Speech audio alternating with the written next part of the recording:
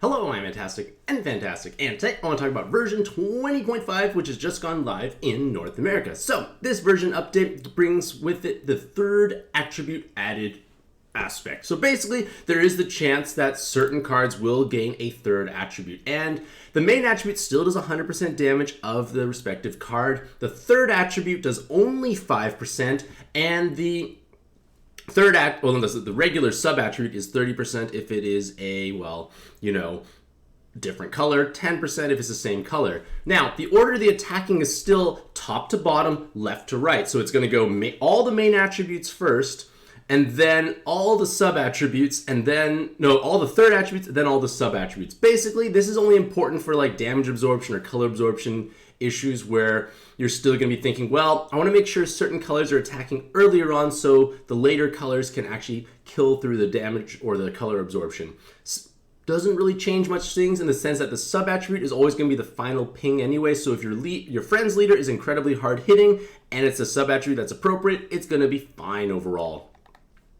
Another thing to mention is that cards with the third attribute will still benefit from leader skills that boost their respective stats. So it gives a bit more flexibility and potential team building for these three attribute cards. You get a bunch of extra zest after completing the tutorial.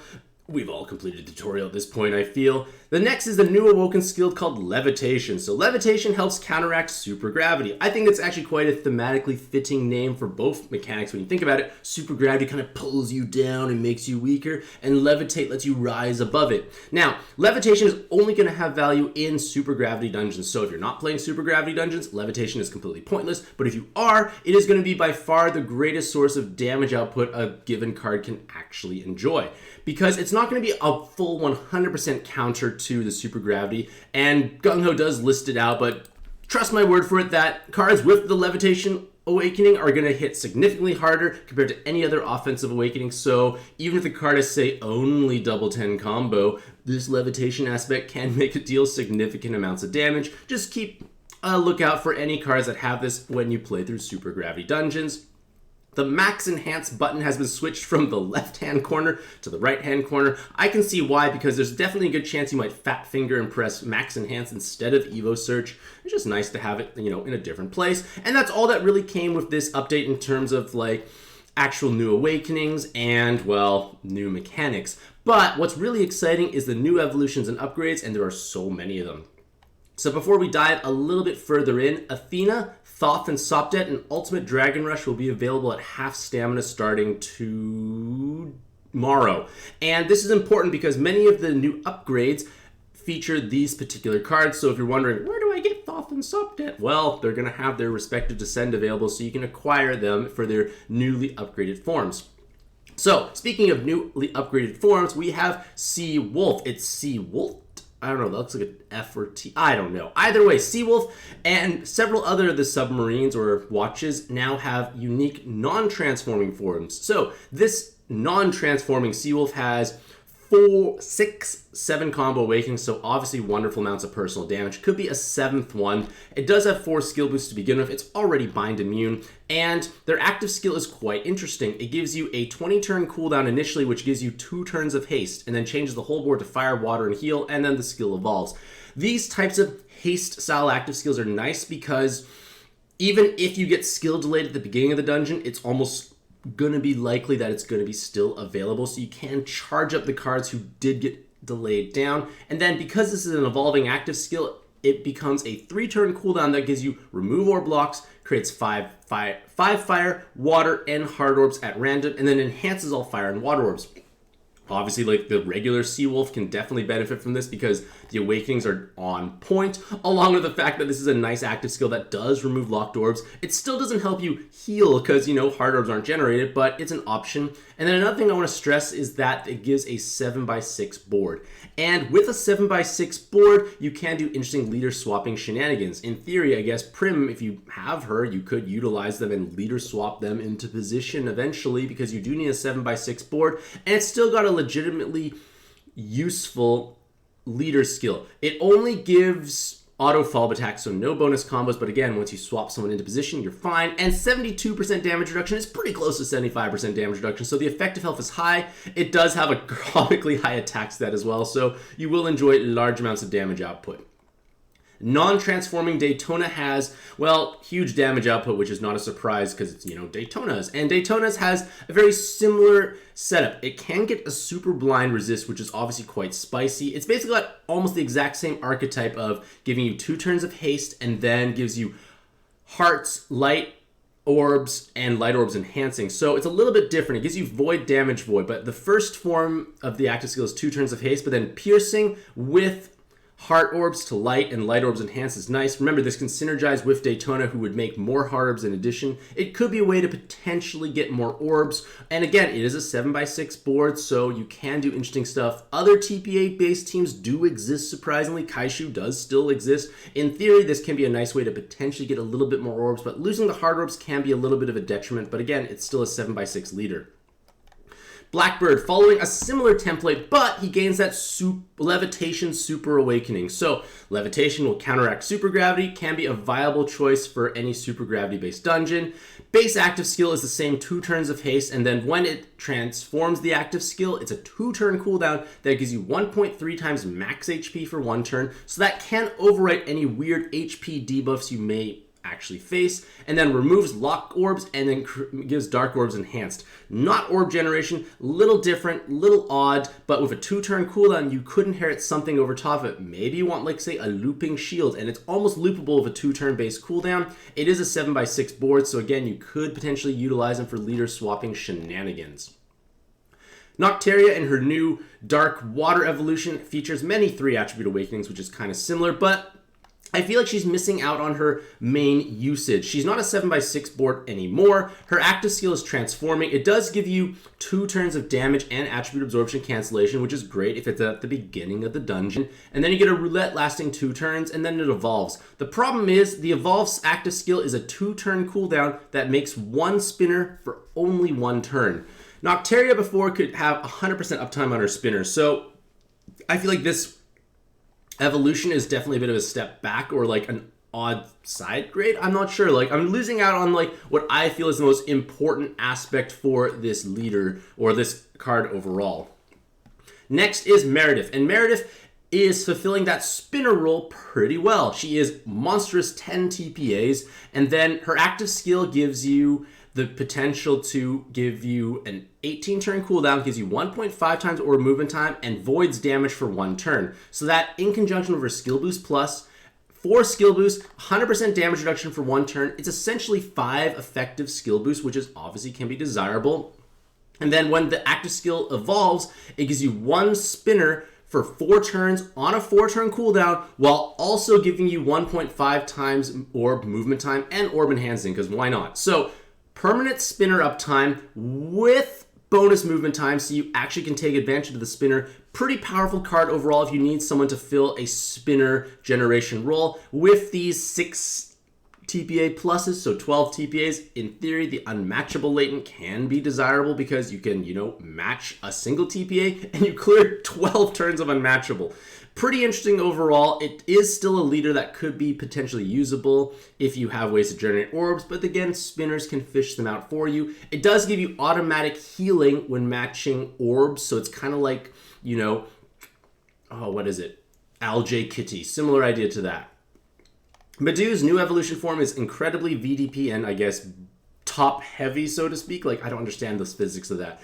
Their active skill is, again, transforming. It gives you a 3-turn delay. Fire Orb Enhance evolves. I like these types of active skills because you don't usually need delays later on. And then the evolve form gives you 5-turn cooldown of 1.5 times attack for fire, and then halves damage for a single turn. So looping attack buff, little shield. Drawback is I'm not quite sure where we want to truly utilize super heavy red VDP cards. There's not too many at this point in time that I can think of.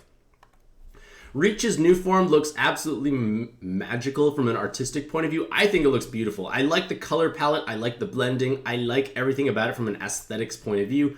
Unfortunately, I'm not as excited for maybe like their other, well, hard to say. Like they have 4 attributes. They can get a 5th 4 attribute, so large amounts of damage output. The drawback is as soon as you enter the dungeon, it's a little awkward of an active skill. On a 20-turn cooldown, the board becomes 7x6 for 3 turns, and then the skill evolves. Now, there are definitely going to be some instances where this big board could be useful, but the problem is this is also your damage and attribute absorption cancellation solution. So upon entering the dungeon, it's not like haste, it's not delay, it's not like 100% damage reduction. It's just unusual utility that may or may not necessarily be that helpful. And then after that, it's an 18 turn cooldown, which is really a 6 turn cooldown because of skill charge plus you are getting 2 turns of personal haste, 1 turn from matching orbs, 3 turns of skills being charged up. 18 divided by 3 is 6. So on a 6 turn cooldown, essentially, you have 2 turns of damage and attribute absorption cancellation. Still meaningful, but I'm not as big a fan of the active skill when you enter the dungeon. And it's such a long, it's just a little awkward in that sense, but maybe you might find a bit of usage from that potentially. For Varroa, they have triple 10 combo and a follow-up attack along with the Voice Awakening. Their active skill gives you voids damage for 1 turn, Dark Orbs Enhanced, skill evolves, and then on a 3 turn cooldown, you get RCV and movement time and remove orb blocks to create 5 dark and hard orbs. So quite a powerful active skill. It's giving you a myriad of useful, beneficial effects while also being a very hard-hitting card of triple 10 combo with the potential to gain a 7 combo on top of it. So large damage output, pretty strong orb generation that actually makes hard orbs, which could be useful for certain types of teams. Norza is a same water-based and very VDP heavy card. Like maybe Gung-Ho's starting to push more VDP heavy cards. They've seen New Year's Lajua do some pretty cool stuff, but that's partially because he's scaling and just had gargantuan amounts of damage output. But then again, I guess Norza does as well. Her evolving active skill is a nice 2-turn haste, always desirable. When it's transformed, it's a 1-turn cooldown that gives you remove orb block, changes 2 non-water orbs to heal orbs. Now, in theory, I guess it could help trigger her leader skill, which wants to match 5 plus linked hard orbs, but this active skill is not enough to create, like, a system of orb generation. It's just, I feel like it's going to be something you utilize to inherit a useful active skill on top of it. Maybe you put that looping shield on top or your damage absorption needs, because with a 1-turn cooldown, those are going to charge up fast, and at the beginning of the dungeon, you get that nice haste, so it's unlikely that the assist charges up, especially if you get skill delayed, but with so much VDP damage, unless you're actually matching VDPs, it's not going to be that proficient of a card. Now, on the other hand, Fasca is an incredibly exciting card because Fasca is going to give players what is going to be possibly the easiest to acquire unique leader swapping ability. So, Fasca is a card who can reach level 120, so obviously could be double damage capped, has double 10, double cross VDP. Its active skill is a 30-turn cooldown, which is obviously tremendously long, but when it does charge up, you will switch your leader with the rightmost sub-monster. This is a similar aspect to Toto, who was like one of the only leader swapping options, or like Krollo. There's very few of these options, and now this is a pretty accessible card by comparison. And with this aspect, you are able to utilize transforming cards on 7x6 when you normally would not be able to, because normally transforming cards have to, transform. They can't utilize an inherit that gives them a leader swap potential because they don't transform. With Fasca on your team, you can do so. So this is obviously applications in utilizing 7x6 because you get a bigger board, leader swap, a transforming card into position, happiness ensues. Or you enter the dungeon with Saline, let's say. Then you want the rank experience for farming. Then you leader swap your real leader into position, and then you're off on your merry little way.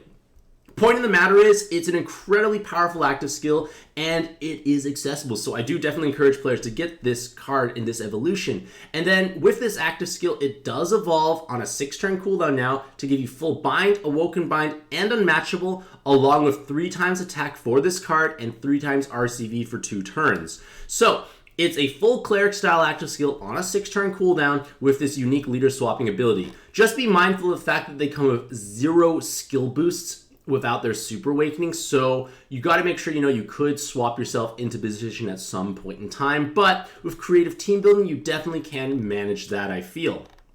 And now we come to upgrades. So Medu received a awakening buff. I don't think I'm ever going to really utilize her, unfortunately. Reach in their most basic form does have 2/5 attributes with 4 TPAs. I guess it's kind of cool. I'm a bigger fan of their weapon assists in all honesty, or even their more evolved form, I feel. Varroa in her dungeon bonus form does have a brick or blob awakening, so potentially with the dungeon bonus, maybe you need to swipe blobs away. It might be something that can deal some damage, like I guess. They feel like there are more VDPs than beforehand. The OG Fasca now has double 10 instead of 10-7 combo, if I'm not mistaken. So a bit more damage if you are utilizing her in this form. She still is a viable cleric. She is a 7x6 when you enter. Her leader skill has been buffed to give a bit more damage reduction, so you might be able to tank before you leader swap into position. Her active skill, I wish it got a cooldown reduction. I don't think it did. I think it just gave them the 3 times attack and movement time for 2 turns instead of 1. I think that's all it changed. I wish it was a cooldown reduction. It still feels a little longish for a transforming card, but it is what it is. Norza has received a attack increase to, I think, lose a 7 combo to get a VDP, and her leader skill gives you a bit more damage reduction. Wasn't really something I was planning to use as a leader, because like Norza hasn't really been the leader to go to for like I don't know how many years, but hey, a buff is a buff.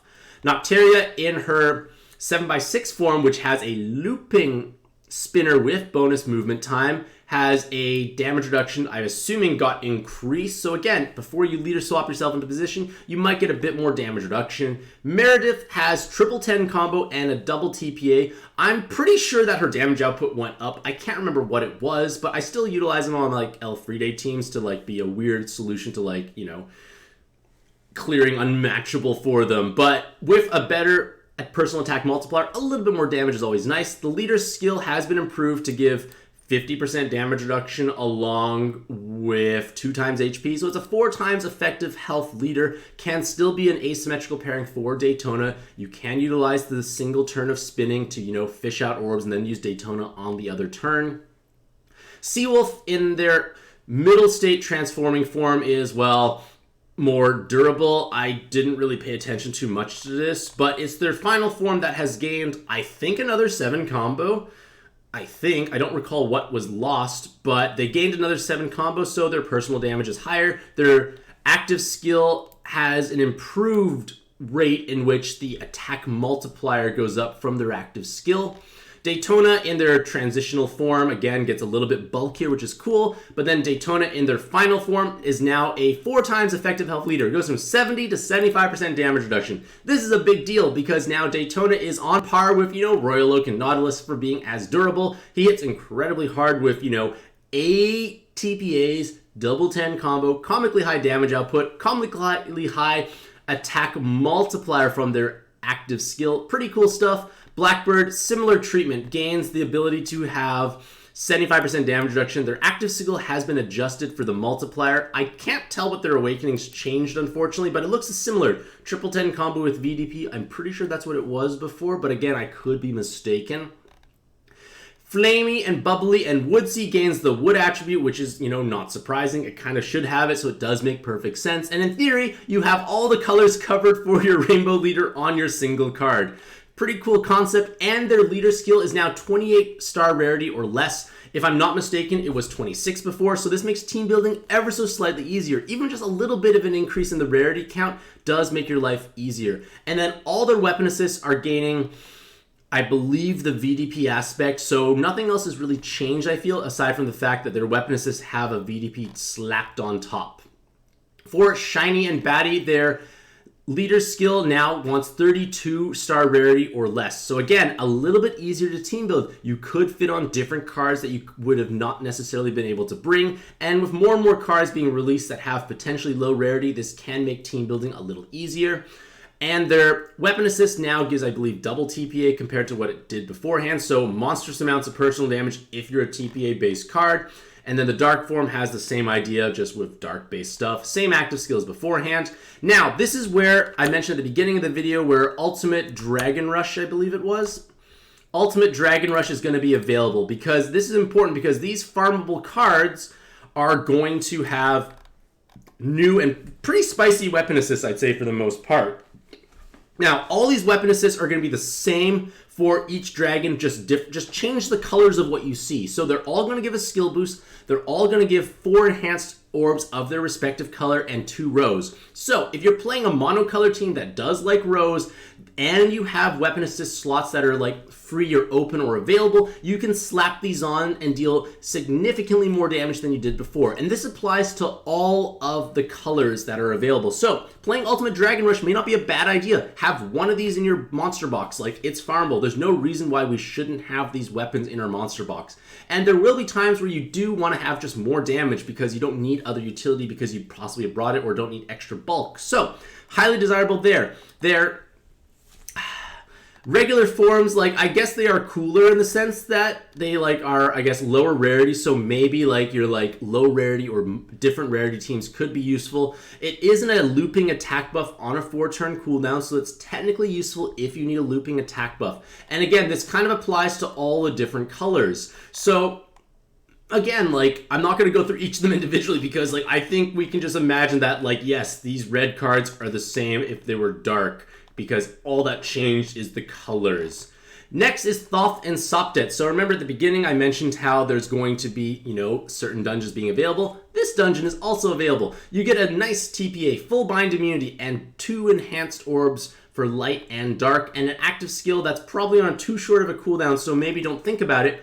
But Awoken Sopdet, who, if anyone remembers playing the original Arena 1, was a horrible damage absorption spawn. She comes back, and maybe you can use her for, like, low rarity based teams, because remember, your Shiny and Batty want to have 32 or less rarity. This is only 4-star rarity. Could make your life easier. Does have 8 TPAs, so it does deal significant damage. The stats are probably going to be not so great, but again, if you need something low rarity and something with an active skill that could help you. It's a 3-turn cooldown that gives you Orb Unlock, changes water to heal, and all attacks become mass attack. I don't care about the mass attacks, but Orb Unlocking and Hard Orb Generation can be meaningful, and I guess the leader skill is improved, but again, it's just more low rarity options. I guess with the 10 combo, so it's 8 TPAs with a 10 combo, potentially quite strong in some OEs. Thoth's weapon assist is actually pretty good when I think about it. Cloud and Team HP, bonus movement time, and Team RCV. So pretty good weapon assist for something that's farmable. Like, not a bad thing overall. The active skill is going to be a cleric style active skill, which could be useful potentially in their base form. It also has tape resist in their base form, but again, a 7-turn cooldown is a little long for a cleric for a sub, but maybe if, again, you don't have too much to populate a team for low rarity, maybe you can make the arguments. These Heartbreaker series have had their rarities adjusted, but without Awakenings, this is kind of pointless. So we're going to scroll to the ones with, you know, more Awakenings. So the ones with more Awakenings have 5-star rarity. So still on the lower end, can have Super Blind, Super Jammer, lots of VDPs, and the active skill is a 2-turn cooldown that gives you Orb Unlock, changes hearts and hazards to water orbs. So maybe it's useful, and maybe it could be useful. Their other form changes it to more 7 combo instead of, you know, VDP oriented, has blind, has poison resist. So it can be good for, you know, farmable cards that have just, like, you know, like low investment cost, you know, make, so to speak. Could be okay damage output with 777, 10 combo, double TBA, potential for reasonable damage. Highlander, Chuchulin has similar template, just like, you know, changing the colors around essentially. Like a lot of color swapping for farmables. And those are all the new evolutions. So I'm definitely excited for the weapon assists for like these new low rarity cards. Like, it's like farmable cards that have new weapon assists. Always a nice thing. And again, these dungeons will be available starting on Saturday, so you can play them to your heart's content with half stamina. But with that being said, these are all the new and exciting, spicy stuff of version 20.5 and the new evolutions and upgrades. I'm going to talk about Seawolf, Daytona, and Royal Oak Nautilus in a separate video because it deserves its own attention. But regardless of all that, hopefully all you lovely ladies and gentlemen out there have a truly fantastic day. I wish you all the best luck in your own pad adventures, and happy puzzling.